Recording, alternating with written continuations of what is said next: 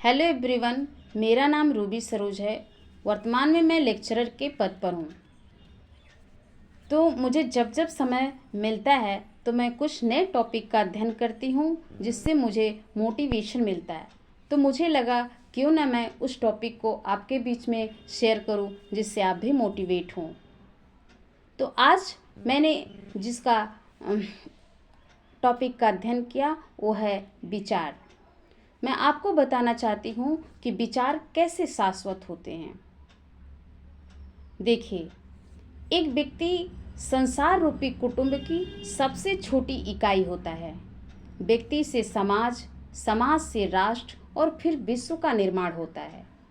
किंतु विचार ही निर्माण की इस प्रक्रिया के आधार और कर्णधार होते हैं। व्यक्ति से व्यक्ति को जोड़ने वाली आंतरिक कड़ी विचार ही है।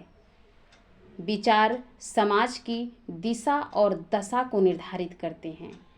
समाज में राजनीतिक क्रांति, सामाजिक चेतना और आध्यात्मिक ऊर्जा का संचार विचारों से ही संभव है।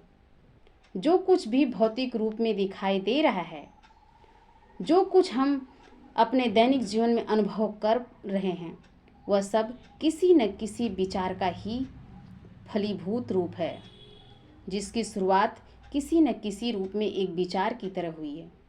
हमारे महापुरुषों ने सत्य ही कहा है कि विचार किसी न किसी रूप में प्रकृति में ही रहते हैं और अंत में भौतिक रूप में प्रकट होते हैं।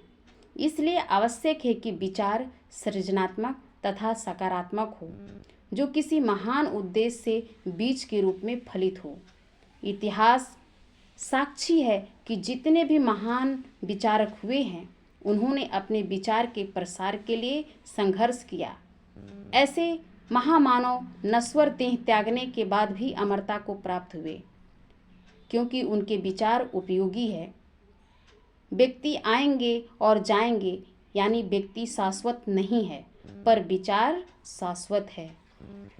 व्यक्ति तो उस नदी के समान है जो विचार के बहाव को सागर का रूप देता है। इसलिए जो भी ऊर्जा किसी महान विचार के लिए क्रियाशील होती है, उसे किसी न किसी रूप में दैवी सहायता प्राप्त होती है। यही अटल सत्य है।